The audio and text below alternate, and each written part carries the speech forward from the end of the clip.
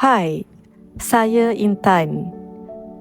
Ini adalah cerita saya, cerita tentang mengejar impian.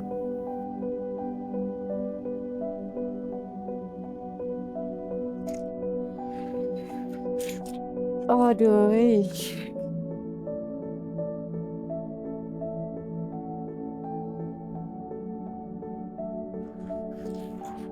you balik dah? Yo, hai, baru balik. Penat gila flight hari ni, flight full. Full gila. Masak tak? Alamak, saya Laparnya. lupa makan kat luar. Tak apalah, I rehat dululah Okay, go rehat first. Okay, bye. I rehat dulu.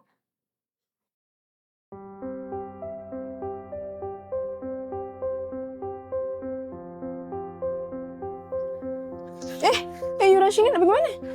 I punya kelas lagi 10 minit ni. Kelas?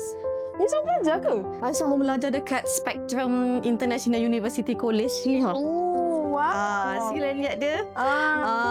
Sebab I jumpa universiti ni sebab I kan dah kerjakan you full time. So this university dia boleh offer I untuk part time and dia ikut roster I juga, ikut schedule I. So tak adalah I terkejar sana terkejar sini. 1 minggu dia orang settlekan semua benda. Tapi hari ni I lambat sebab flight I delay. Nanti kita sambung. Okay, bye.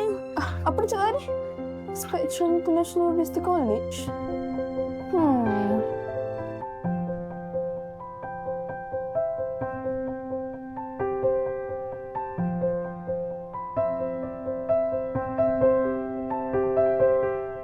Ini kelas saya.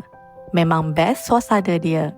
Mesra, ceria dan sangat welcoming. Setiap kali masuk kelas, rasa tenang sebab environment dia sangat selesa untuk saya belajar. Lecturer pun baik, sangat supportive dan selalu tolong kalau saya tak faham. Belajar di Spectrum ni bukan sekadar datang kelas je, tapi satu pengalaman yang membuatkan saya rasa lebih semangat untuk teruskan perjalanan saya.